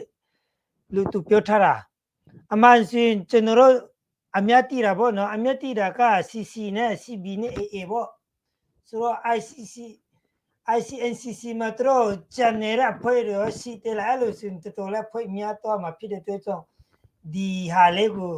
ပြည်သူတွေပူပြီးရှင်းလင်းတော့ရှင်းပြပေးနိုင်မလားဟုတ်ကဲ့ ICNCC ဆိုတာဒီချင်းပြည်ရဲ့တော်လှန်ရေးကာလမှာเนาะအတိုင်းပင်ခံကောင်စီဆိုမှဖွဲ့စည်းထားတာဟာရှိတယ် ဖွဲ့စည်းထားတဲ့ဟာဖြစ်တယ်သူတို့ကတကယ်တော့ဒီချင်းပြည်ရဲ့ကြာကာလအတိုင်းပင်ခံကောင်စီအနေနဲ့တွားပြီးမှအုပ်ချုပ်ရေးကိုချုပ်ကင်ပြီးတော်လှန်ရေးဘက်မှာဒီချင်းပြည်လက်နက်ကင်တော်လှန်ရေးတွေကဥဆောင်ရမယ်ဆိုတဲ့ပုံစံတိုင်းCNF အနေဥဆောင်ပြီးမှဖွဲ့စည်းခဲ့တာဟာ CNF အနေနဲ့ဒီ2020ရွေးကောက်ခံလွှတ်တော်အမတ်ဒီဥဆောင်ပြီးမှဖွဲ့စည်းထားတဲ့ဟာဖြစ်တယ်အဲ့ဒီသူတို့သူတို့ရဲ့လှုပ်ဆောင်ချက်တွေကနည်းနည်းစကားဆွဲလိုက်လို့ရှိရင်အစပထမတော့ကောင်းတယ်ဒါပေမဲ့ဘယ်မှာတစ်လဲဆိုရင်တော့ကျွန်တော်ချင်းပြည်ရဲ့လက်နဲ့ကင်တော်လှန်ရေးတပ်ဖွဲ့တွေကတီးတဲ့အတိုင်းပဲဥပမာဆိုပါတော့မတူပြည်မှာCDF တပ်ဖွဲ့ကတိုက်ရင်6ရင်းရှိတယ်ဒါပေမဲ့သူတို့ကအဲ့ဒီတိုက်ရင်6ရင်းကိုမတူပြည် CDF လို့သူတို့နာမည်ယူထားတယ်မြို့နယ်တစ်ခုလုံးကိုစားပြုနိုင်တယ်ဒါပေမဲ့ထန်နလာမြို့မှာကြတော့ထန်နလာမြို့နယ်မှာကြတော့ထန်နလာ CDF ဆိုတာတတ်ရှိတယ်ဇုတ်ဖိတ် CDF ဆိုတာတတ်ရှိတယ်လောက်တူ CDF ဆိုတာတတ်ရှိတယ်အဲ့လိုရှိတဲ့ခါကြတော့အဲ့ဒီဟာဒီကိုဒီ CDF နာမည်အလိုက်နဲ့ကျွန်တော်တို့ဒီ ICNCC မှာလက်ခံရမယ်ဆိုတဲ့အဖွဲ့နဲ့ဘယ်လောက်ပဲအဖွဲ့ဒီကိုပဲစေကျွန်တော်တို့မြို့နယ်အလိုက်နဲ့ပဲလက်ခံမယ်ဆိုတဲ့အဖွဲ့ကနှစ်ခုဖြစ်လာတယ်အဲ့ဒီချိန်မှာ ICNCC ကအလုံးမဖြစ်တော့ဘူးမသွားနိုင်တော့ဘူးအဲ့ဒါကြောင့်မလို့ CNF လူကြီးတွေကဒီတိုင်းဆိုရင်တော့ကြာကာလအစိုးရမရှိရင်ကြာကာလအဖွဲ့အစည်းမရှိလို့ရှိရင်နိုင်ငံရေးဥဆောင်အဖွဲ့အစည်းမရှိလို့ရှိရင်မဖြစ်နိုင်တော့ဘူးဒီ ICNCC ကလည်းမသွားနိုင်တော့ဘူးအဓိကမြို့နယ်ကိုအခြေခံပြီးမှအခြေပြုပြီးမှလက်နက်ကင်တပ်ဖွဲ့တွေကိုသူတို့ဥဆောင်ချင်နေတဲ့ခါကြတော့ဒီတိုင်းဆိုရင်မသွားနိုင်တော့ဘူးဒါကြောင့်မလို့ဒီကနေထွက်ပြီးမှချင်းလိုင်ကောင်စီကိုပြန်လေဖွဲ့စည်းမယ်ဆိုပြီးမှသူတို့ဖွဲ့စည်းတာဖြစ်တယ်ဆိုတော့သူတို့ထွက်ပြီးခါမှ ICNCC ဆိုတာလူ20တောင်မပြည့်တော့တဲ့ဥမာအနေနဲ့ဒီချင်းပြည်ဝန်ကြီးချုပ်ဖြစ်ခဲ့မှုတဲ့ NLD ဆိုရတော့ကချင်းပြည်နယ်ဝန်ကြီးချုပ်ဖြစ်ခဲ့မှုတဲ့ဦးလျံလွေတို့ပေါ့နော်သူတို့ကဥဆောင်ပြီးမှအယောက်20မပြည့်တဲ့ဟာဒီကြတယ်ဆိုတော့အဲ့ဒီ ICNCC ဆိုတာကဆောနာကျွန်တော်ပြောတယ်လို့ဒီချင်းလန်ကောင်စီပုံစံမျိုးဖြစ်တယ်လက်နဲ့ကင်မဟုတ်ဘူးအဲ့ဒါကြောင့်မလို့သူတို့အဲ့ဒီ ICNCC ကလူနေလာတဲ့ခါကျတော့သူတို့ယုံလဲမိမိရမရှိဘူးသူတို့လုပ်ငန်းဆောင်တာဒီကိုပြည်သူချပြတာလည်းမရှိဘူးသူတို့အစည်းအဝေးထိုင်တာတွေတောင်မှ Zoom နဲ့ပဲသူတို့အစည်းအဝေးထိုင်တယ်ကြားထဲမှာသူတို့ရဲ့နောက်ကိုယ်ကနေဆက်နွယ်နေတာကNUG ဖြစ်နေတယ်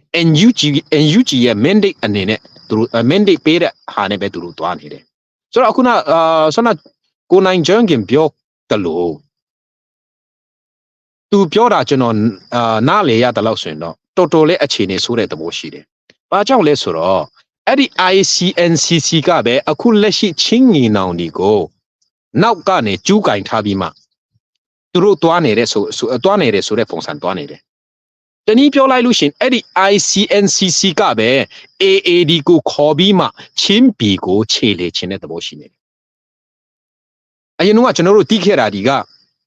ချင်းညီနောင်ဒီကပဲ AA ကိုခေါ်လာပြီးမှဒီပြဿနာကိုမြင်းမှွဲတယ်လို့ကျွန်တော်တို့ထင်ခဲ့တာအခုတော့မဟုတ်တော့ဘူးနောက်ွယ်ကနေချင်းညီနောင်ရဲ့နောက်ွယ်ကနေ ICNCC ကသူ့ဘာသာသူအစိုးရဖြစ်ရေးအတွက်ချင်းပြည်တစ်ခုလုံးကိုထိန်းချုပ်ရေးအတွက်သူတို့လှုပ်ရှားပြီးမှသူတို့ရဲ့လက်အောက်မှာရှိတဲ့ချင်းညီနောင်ရဲ့အင်အားကတကယ်မြို့သိမ်းနိုင်တဲ့အင်အားလည်းမဟုတ်တကယ်စခန်းသိမ်းနိုင်တဲ့အင်အားလည်းမဟုတ်တော့ခါကြတော့ AAD ကိုတွားခေါ်ပြီးမှချင်းပြည်ကိုဒီလိုစစ်မီးလာမှွေးတဲ့သဘောရှိနေတယ်ဒါကြောင့်မလို့အခုလက်ရှိချင်းပြည်တောင်ပိုင်းရဲ့အဓိကပြဿနာမီးမှွေးပေးတာကAB ချင်းညီနောင်အမိခံထားတဲ့နောက်ကနေကျူးကင်နေတဲ့ ICNCC ဖြစ်နေတယ်။ဒါကြောင့်မလို့ဒီအခုနသူပြောသလိုမတူပီမြို့နယ်တလျှောက်မှာရှိတဲ့ကျေးရွာဒီမှာ AAD ရဲ့အကာအကွယ်ယူပြီးမှပြည်သူတွေအတင်းအာဓမအစိုးရဖြစ်ရေးအတွက်စီယုံရေးသွားနေတယ်ဆိုတာကိုနိုင်ကြုံကြည့်ရောမြေပြင်ကနေအထောက်ထားနဲ့သူပြောလာတဲ့ခါကျတော့ဒါတော်တော်ရင်နာစရာကောင်းတဲ့တော်တော်စိတ်နာစရာကောင်းတဲ့အဖြစ်ဘာကြောင့်လဲဆိုတော့စောနာတုန်းကကျွန်တော်တို့ပြောခဲ့တယ်လို့ချင်းငင်အောင်ဒီကသူတို့လက်နဲ့ကင်တဲ့လမ်းစဉ်မတူလို့လက်နဲ့ကင်ချင်းဒီမဟာမိတ်ဖွဲ့တဲ့အနေနဲ့တွားပြီးမှအချိန်တိုင်းရင်တော့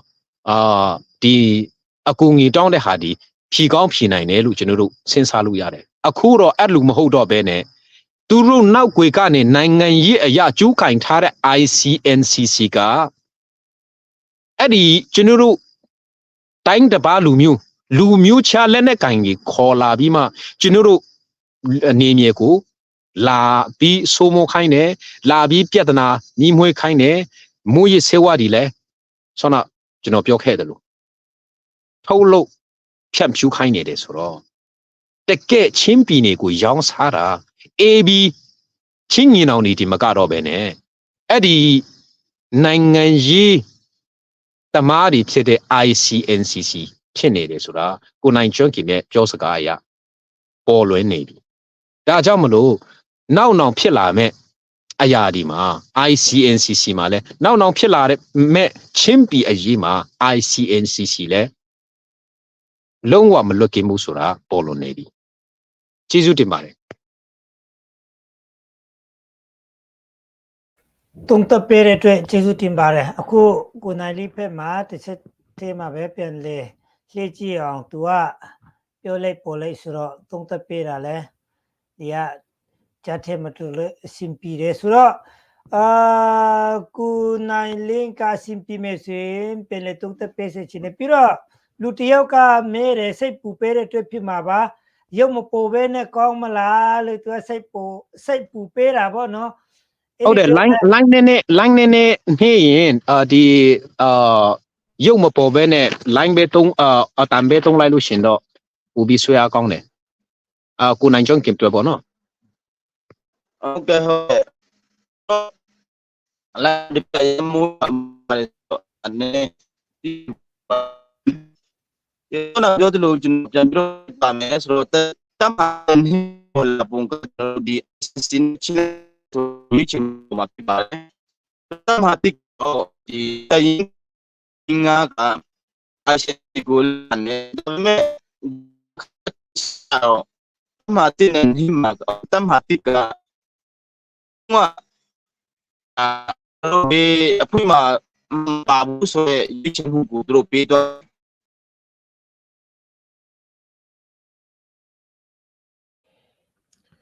သူကတော့line ကလုံးဝပါသူ line ကောင်းရင်ပြန်ပေါ်လာမယ်ပြည်သူတွေလည်းစိတ်စီတည်ခံပေးဖို့ပြန်လေပြီးတော့တောင်းဆိုချင်ပါတယ်ဆိုတော့အခုကျွန်တော်တို့ဒီလူမျိုး line မကောင်းတာတွေမြင်တာနဲ့ကျွန်တော်တို့နိုင်ငံရဲ့အခြေအနေကပူပြီးကြည့်ရှုနေတဲ့မိတ်ဆွေတွေကပူပြီးတဘောပေါက်မယ်လို့ကျွန်တော်ကိုယ်တိုင်လည်းယူဆမိတယ်ဘာကြောင့်လဲဆိုကျွန်တော်တို့ရဲ့နိုင်ငံရေးအခြေအနေမကောင်းတဲ့အတွက်ကြောင့်အခုလိုပဲ line တွေလည်းကောင်းကောင်းမတုံးရဘူးပြီးတော့ကျွန်တော်တို့ရေးပေါ်တွေကဘယ်လောက်ခက်ခဲလဲဆိုတာအခုမျက်မြင်တက်ဖြစ်နေပါတယ်စကားပြောတာတော့မှပြောလို့မရရောက်တော့မှမပေါ်နိုင်တဲ့အဆင့်ဆိုတာကသူတို့ဘယ်လောက်ထိခက်ခဲတယ်လေအင်တာနက်လည်းကောင်းကောင်းမတုံးရဘူးဆိုတာတွေကိုကြည့်ရှုနေတဲ့ပြည်သူတွေအားလုံးပူပြီးတော့တုံးတက်နိုင်မယ်လို့ကျွန်တော်ယူဆတယ်ဆိုတော့အခုတော့ကိုနိုင်လေးမရှိတဲ့အတွက်ကြောင့်ပန်စလိုက်ဖက်ကိုတစ်ချက်လောက်ပြန်လှည့်မယ်မေတော့မေးကြည့်မယ်တကယ်လို့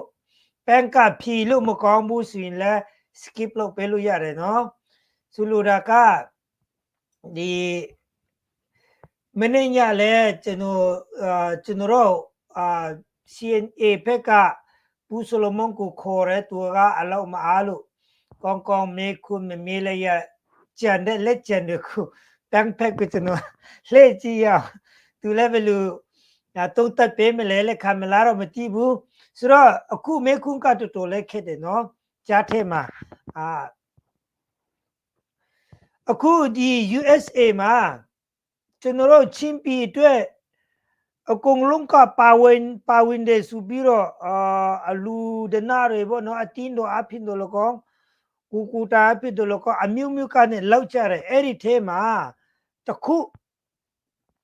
ပြည်သူတွေတိဖို့နဲ့ပန်ကိုကျွန်တော်တုံးတက်စေချင်တာကကျွန်တော်တို့ USA အတင်းတော့အကုန်လုံးထဲမှာမဟုတ်ဘူးတချို့တော့အတင်းတော့မှာလဲတခြား CB ဖက်မှာလုံးဝပါဝင်တဲ့အတင်းတော်တွေရှိတယ်ဆိုလိုတာကဒါတွေကသူတို့ကန်တာ ဒါပေမဲ့လူတိုင်းမသိဘူးမတွေးမိဘူးပေါ့နော်ဒီအကြောင်းရနဲ့ပတ်သက်ပြီးတော့ CB တွေလည်းသူတို့မှာဒီဘက်ကနဲ့ထောက်ပူတွေရှိနေတဲ့ခါကျတော့ဒီလူမျိုးကိုဘယ်လိုတုံးတက်ချင်ပါတယ်လေကျွန်တော်တို့ပြောနိုင်တာကတော့ကျွန်တော်တို့ USA ကအတင်းတော်တိုင်းက CC ကိုမ support ပါဘူး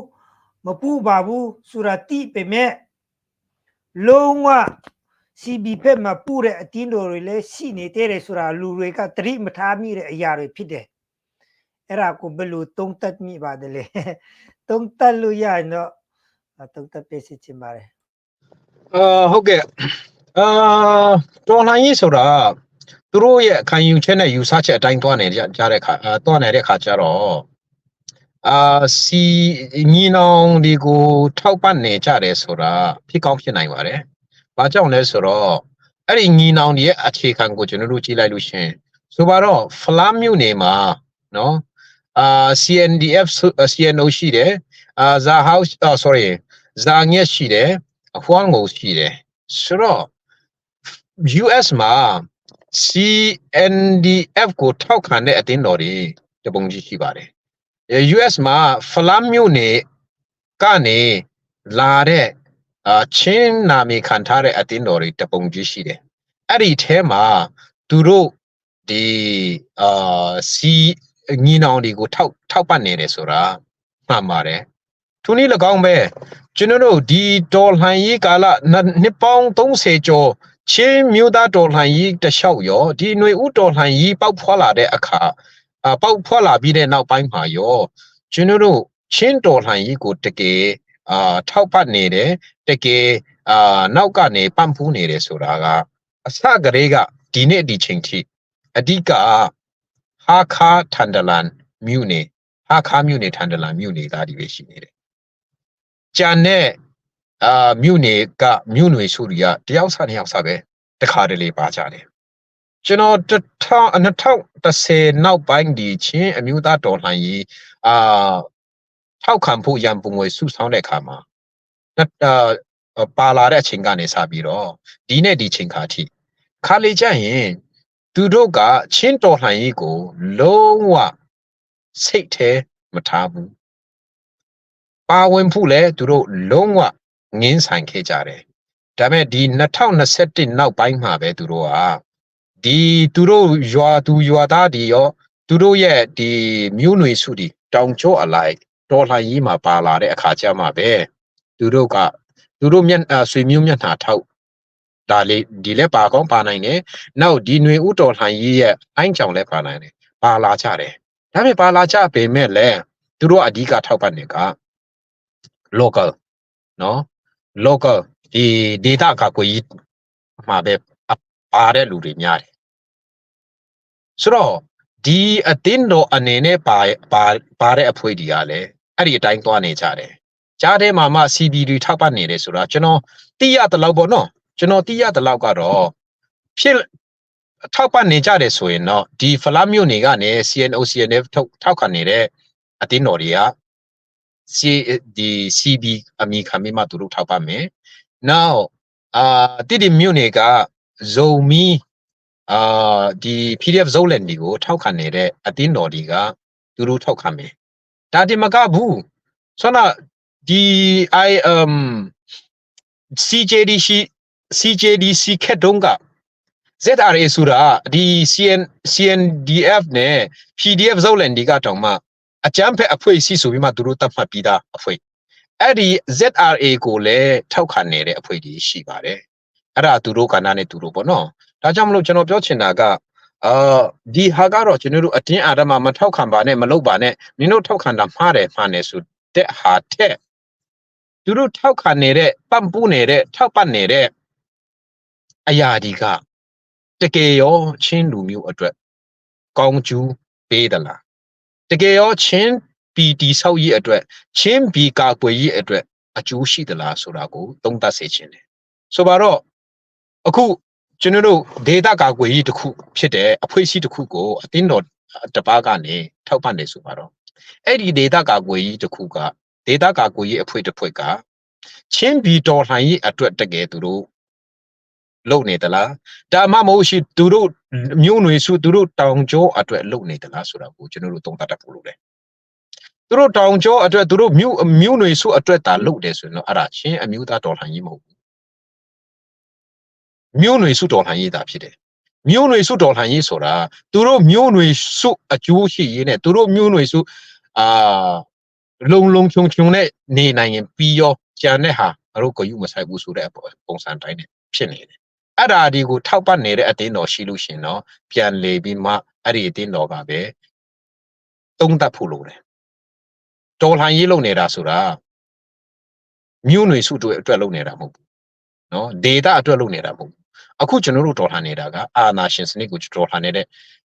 တော်လှန်ရေးဖြစ်တဲ့ငီဒီတော်လှန်ရေးမှာမှကျွန်တော်တို့လူမျိုးနဲ့တိုင်းပြည်အတွက်အသက်ပေးပြီးမှတော်လှန်နေတဲ့တော်လှန်ရေးဖြစ်တဲ့အတွက်ကြောင့်မလို့အဲ့လိုမျိုးဒေတာအတွက်နော်လူမျိုးအတွက်အကျိုးမရှိတဲ့ထောက်ပို့တွေပေးနေတဲ့အသိတော်ရှိလို့ရှင်တော့ပြန်လေသုံးသပ်ကြပါလို့ပဲကျွန်တော်ပြောချင်ပါတယ်ကျေးဇူးတင်ပါတယ်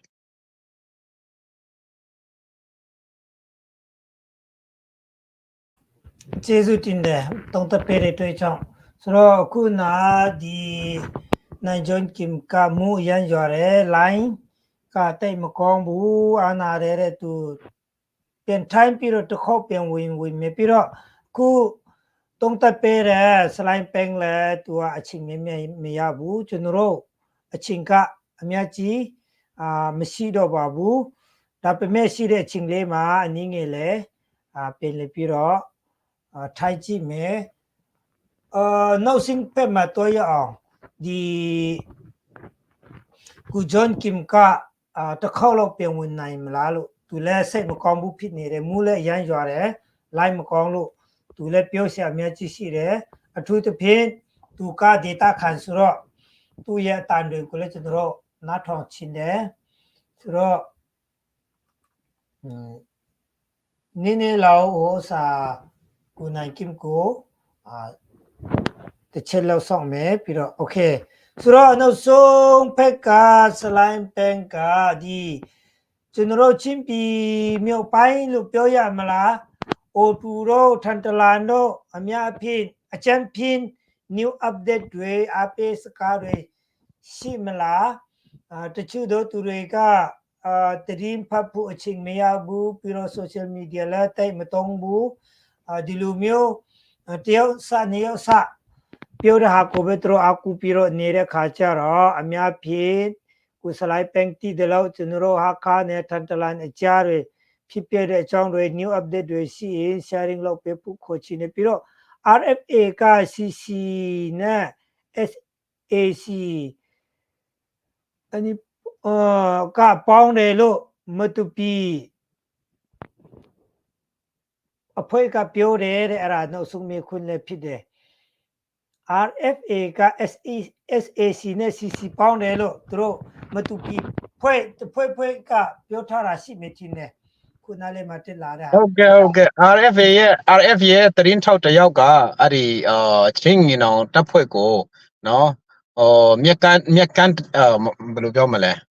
အဲ့ချင်းငင်အောင်အမိခံထားတဲ့အဖွဲ့ကိုနော်မျက်လုံးစုံမှိတ်ပြီးမှထောက်ခံတဲ့လူဖြစ်နေတယ်အဲ့ဒီ RFA ထဲမှာသတင်းပေးတဲ့သတင်းထောက်တူပါဘောနော်တနည်းပြောလိုက်လို့ရှင်တော့ကျွန်တော်တို့ချင်းလူမျိုးထက်ကဖလာမြို့နယ်ကနေတယောက်ရှိတယ်မြစ်စီမမှာလည်းတယောက်ရှိတယ်ဆိုတော့သူတို့ကဒီလူပြောချဲဆိုရင်တော့ကျွန်တော်လည်းမေးပြရစေအဲ့ဒီ RFA ထုတ်တဲ့သတင်းအတိုင်းဖြစ်တယ်ဆိုရင်တော့ CNDF ကရောဖလာမှာရှိတဲ့ SAC နဲ့တွဲနေကြသလားလို့နော်ဆိုတော့ချင်းလန်ကောင်စီက SAC နဲ့တွဲတယ်ဆိုတာတက်တေအထောက်ထားမရှိဘဲနဲ့ RFA ကလည်းအဲ့လိုမျိုးသတင်းလွှင့်နေဆိုတာတော်တော်လေးအံ့ဩစရာကောင်းတယ်တွဲတယ်ဆိုရင်တော့တွဲတဲ့တက်တေထောက်ထားပြပြီးမှကျွန်တော်တို့ဆွေးနွေးရအောင်မရှိဘဲနဲ့အဲ့လိုမျိုးနော်မှန်ပြီးမှဆွဆွေးတာမျိုးတော့ လူကြီးလူကောင်းမပြီးသားဘူးတကယ်တရင်ဌာနမပြီးသားဘူးလို့ပဲကျွန်တော်ပြောချင်တယ်နောက်ဆုံးအနေနဲ့အခုကျွန်တော်တို့တော်လှန်ရေးလုပ်တဲ့နေရာမှာချင်းပြည်အစိုးရချင်းလန်ကောင်ဆယ်ချင်းပြည်အစိုးရရဲ့တော်လှန်ရေးလမ်းစဉ်ကျွန်တော်အမတန်မှသဘောကျတဲ့အချက်တစ်ခုရှိတယ်အဲ့ဒါကဘာလဲဆိုတော့ရန်သူစခန်းအမြန်ဆုံးရယူနိုင်ဖို့တဲ့ကိုယ်မှာရှိတဲ့ချင်းလန်ကောင်ဆယ်ချင်းပြည်အစိုးရရဲ့တပ်ဖွဲ့ဝင်တွေနော်လုံခြုံရေးနဲ့ထိခိုက်ဒဏ်ရာရမှုနဲ့အသေးအပြောက်နေနိုင်တဲ့ပြနေအောင်ရှောင်လွှဲတဲ့လမ်းစဉ်ကိုသူတို့အသုံးပြုထားတယ်။ဒါကြောင့်မလို့အရင်နေ့ကကျွန်တော် live မှာလည်းပြောခဲ့တယ်။ဒီ2023မြို့သိမ်းတိုက်ပွဲစပြီးဆင်နွှဲနေတဲ့နိုဝင်ဘာအောက်တိုဘာကနေဒီ2024ဒီနေ့အထိချင်းပြည်အစိုးရရဲ့မြို့သိမ်းတိုက်ပွဲနဲ့စစ်ကြောင်းထူတိုက်ပွဲဒီမှာချင်းပြည်အစိုးရတပ်ဖွဲ့ဝင်ရဲ့ကြဆုံးစရင်က90အောက်ရှိတယ်ဒီချိန်မှာချင်းပြည်တောင်ပိုင်းမှာဖြစ်ပေါ်နေတဲ့မတူပီတိုက်ပွဲမှာ AB ဘက်ကအသေးပြောက်က200အထက်ရှိနေတယ်ကွာဟာချက်ဘာကြောင့်လဲဆိုတော့ကျွန်တော်တို့ချင်းလူမျိုးကနော်တယောက်နဲ့တယောက်ရဲဘော်ရဲဖက်ဖိတ်စိတ်ရှိတယ်ချင်းပြည်ဆိုရရဲ့တပ်ဖွဲ့ဝင်ခေါင်းဆောင်တွေကသူတို့လက်အောက်ငယ်သားတွေရဲ့အသေးခန္ဓာထက်ဒီရန်သူစခန်းရန်သူခြေကုပ်ယူတဲ့နေရာကိုနော်ရက်တာကြပါစေနော်အကုန်ကြစရိတ်တာများပါစေလူအသက်မသေးဖို့နဲ့ဒဏ်ရာမရဖို့သူတို့ရတဲ့နီလန်းကိုရှာကြတယ်အဲ့ဒါအိမ်မတန်မှလေးစားစရာကောင်းတယ်အဲ့ဒါကြောင့်မလို့ဒီLailand P Reservoir re Tangin Bungzung အဲ့ဒီတွန်းဆောင်ချိခါတီပေါ့နော်အဲ့ဒီမြို့သိန်းစခန်းသိန်းတိုက်ပွဲတလျှောက်နော်အသေးပြောက်စရင်ကြည့်လိုက်90မပြည့်ဘူးနော်ဒဏ်ရာရတာကလည်းရတော့ရကြတယ်ဒါပေမဲ့ဒဏ်ရာရတာလည်းဒီလောက်မများဘူးဆိုတော့သူတို့ရဲ့ view ဟာကိုကျွန်တော်အမှန်တန်လေးစားတယ်အားလေးကြတယ်သူတို့လက်အောက်ငယ်သားတွေအသက်ကိုစွန့်ပြီးမှအဲ့ဒီစခန်းကုန်းကိုမယူဘူးရတဲ့ view ဟာပဲတုံးတယ်နော်လုံခြုံတဲ့ view ဟာတက်တာတဲ့ view ဟာတက်တာတဲ့ဆိုတဲ့နေရာမှာတပ်ဖွဲ့ဝင်တွေရဲ့အသက်အထိခိုက်အကြဆုံးမရှိတဲ့နေနိုင်တဲ့ညနေတဲ့ view ဟာသူတို့တုံးတယ်အဲ့ဒါအင်မတန်မှလေးစားစရာကောင်းတယ်ဒါကြောင့်မလို့အခုသူတို့သွားနေတဲ့တော်လှန်ရေးတစ်လျှောက်မှာတချို့တွေကချင်းပြည်ကောင်စီကခင်းကွေးလွန်းတယ်ချင်းပြည်တပ်ဖွဲ့ဝင်တွေကတတိနေတယ်မလုံရဲဘူး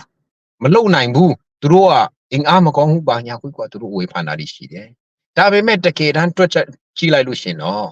မလုံရဲတာမဟုတ်ဘူးသူတို့အင်အားမရှိတာလည်းမဟုတ်ဘူး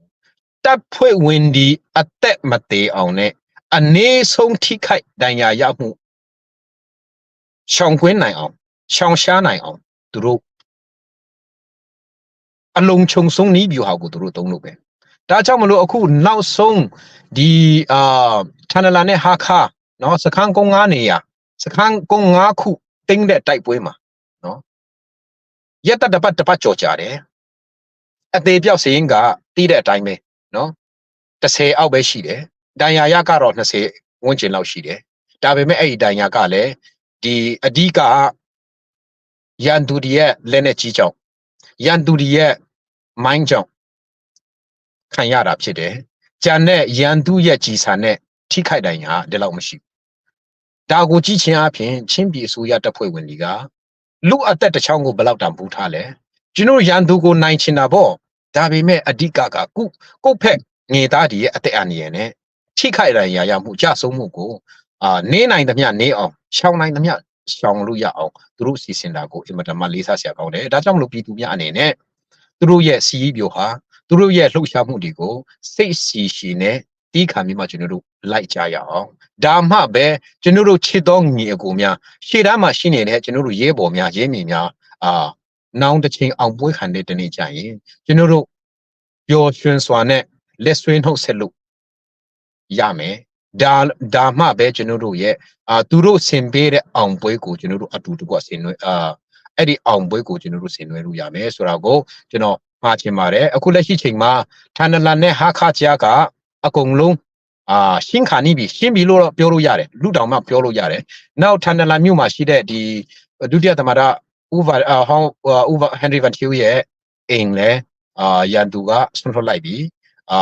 အနေချင်းမဲ့ကြံတော့တယ်ဌာနလန်မှာလည်းအနေချင်းမဲ့ကြံတော့တယ်ကျွန်တော်တို့ဆူတောင်းနိုင်တဲ့လူကဆူတောင်းပေးကြအောင်ကျွန်တော်တို့ငွေကြေးကြီးကနေပါဝင်နိုင်တဲ့လူကပါဝင်ပြီးမှဒီတော်လှန်ရေးမြန်ပြီးဆုံးအောင်ကျွန်တော်တို့လှုပ်ဆောင်ကြရအောင်လို့ကျွန်တော်နှုတ်ဆော်ရင်းနဲ့ကျွန်တော်ရဲ့စကားဒီမှာပဲအဆုံးသတ်ပါစေကျေးဇူးတင်ပါတယ်တုံးတပေတဲ့တွေ့ကြောင့်ပန်းကိုထူးကျေးဇူးတင်ပါတယ်ဒီကိုနိုင်ကလုံးဝမိုးလဲကြွားတယ် live မခေါ်တဲ့တွေ့ကြောင့်မလာနိုင်ဘူးကျွန်တော်တို့ live ကဒီကနေအဆုံးသတ်မှာဖြစ်ပါတယ်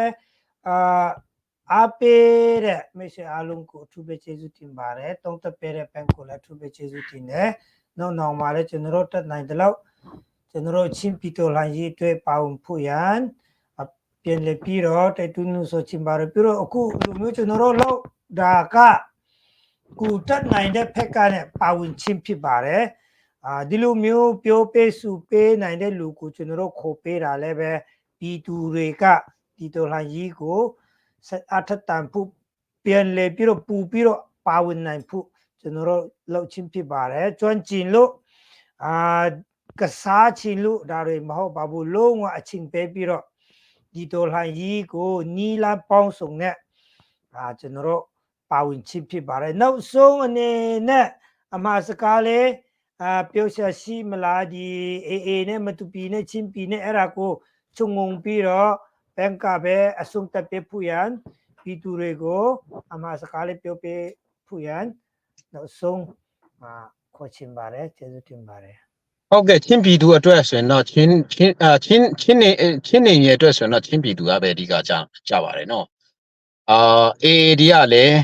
သူတို့ကတကယ်ပဲချင်းပြည်ကိုသိမ်းပိုက်ခြင်းနဲ့တကယ်ပဲချင်းပြည်ကိုသူတို့နေမြေသူတို့နိုင်ငံသူတို့တိုင်းပြည်အတွက်သူတို့ယူခြင်းနဲ့ဖဲ့ယူခြင်းနဲ့ဆိုရင်တော့ပြန်ပြီးသုံးသပ်စေချင်ပါတယ်နော်ကျွန်တော်တို့ချင်းတွေနဲ့တင်မဟုတ်ဘူးဗမာတွေနဲ့လည်းသူတို့ရန်သူဖြစ်နေတယ်ရိုဟင်ဂျာတွေနဲ့ရန်သူဖြစ်နေတယ်နောက်ဆုံးကျွန်တော်တို့နေမြေလူတွေဟိတ်ဆိုရင်တော့နော်နေမြေလူတွေဟိတ်ဆိုရင်တော့နော်တည်တဲ့အတိုင်းပဲကျွန်တော်တို့ကအသေးသာခံမယ်ကျွန်တော်တို့ရတဲ့နီလာနဲ့ပြန်ချမှာပါအဲ့ဒီခါကျတော့လူမျိုးတစ်မျိုးနဲ့တစ်မျိုးမဟာရန်သူအနေနဲ့ကျွန်တော်တို့ရက်တီမှာဖြစ်တဲ့အတွက်ကြောင့်မလို့ဒီလူမျိုးအဖြစ်ကိုမခံဖို့ရယ်ဒီလူမျိုးအဖြစ်ကိုမရှိဖို့ရယ်ကောင်းသုံးသပ်စေချင်တယ်နော်နောက်ဆုံးအနေနဲ့အခုကျွန်တော်တို့တော်လှန်ရေးလုပ်နေတာအာဏာရှင်စနစ်ကိုကျွန်တော်တို့တော်လှန်နေတာချင်းပြည်ချင်းနေမြေကနေ Union of Burma ကနေဒီအာဏာရှင်စနစ်အမြင့်ပြတ်ခြင်းမုန်းကြံအတွက်ကျွန်တော်တို့လှုပ်ဆောင်တဲ့အရာဖြစ်တဲ့ညီပြည်သူအားလုံးကလည်းဒီတော်လှန်ရေးမှာအားလုံးပါဝင်ပေးကြဖို့ကျွန်တော်တိုက်တွန်းချင်ပါတယ်ကျွန်တော်တို့ကြာရကန်တာကနေပါဝင်ကြရအောင်ဒါမှပဲကျွန်တော်တို့တော်လှန်ရေးမြန်အဆုံးသတ်လို့ရမှာဒါမှပဲကျွန်တော်တို့တိုင်းပြည်ကြီးမြန်အေးချမ်းပြီးမှကွန်ပျူတာရတဲ့တိုင်းပြည်ကြီးဖြစ်လာမှာအဲ့ဒီခါကျရင်ကျွန်တော်တို့ချင်းလူမျိုးကကျွန်တော်တို့ကိုပိုင်ကြထမ်းခွင့်နဲ့ကျွန်တော်တို့ရဲ့ကံကြမ္မာကိုဖန်တီးခွင့်ကိုကောင်းကျွန်တော်တို့လုပ်လို့ရမှာအဲ့လိုမျိုးလုပ်လို့ရအောင်ဒီချိန်ဒီခါကအကောင်းဆုံးအချိန်ကျွန်တော်ခဏပြောတာဒီချိန်ဒီခါက golden chance လို့တော့မပြောလို့မရဘူး diamond chance လို့ကျွန်တော်တင်စားတယ်ဒီချိန်ဒီခါက diamond chance ဖြစ်နေတယ်အားလုံးပါဝင်ပြီးမှဒီတော်လှန်ရေးမြန်အဆုံးသတ်ဖို့ကျွန်တော်တို့လှုပ်ဆောင်ရအောင်ကြာရကန်တာကနေပါဝင်ကြရအောင်လို့ကျွန်တော်တိုက်တွန်းချင်ပါတယ်အားလုံးကျေးဇူးတင်ပါတယ်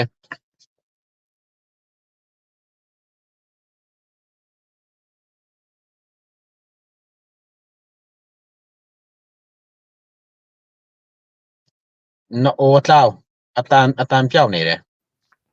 အားလုံးကျေးဇူးတင်ပါတယ်ဒီညပါဝင်ပြီးတော့ကူညီပြီးတော့စာရာဖင်ဒိုလကောင် comment like အဖင်ဒိုလကောင်အချင်းပေးပြီးနားထောင်ပေးတဲ့ပြည်သူတွေအားလုံးကိုထူးကျေးဇူးတင်တယ်ဒီကပြောပေးတဲ့ slide pen ကိုလည်းထူးပဲကျေးဇူးတင်တယ်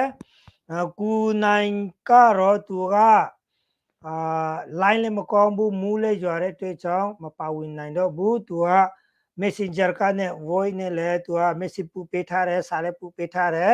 เปลี่ยนปีโรมาพัดเปโรบาบูตัวก็อัจฉริยะมากองลุพิบาร์อารมณ์กูดีด้วย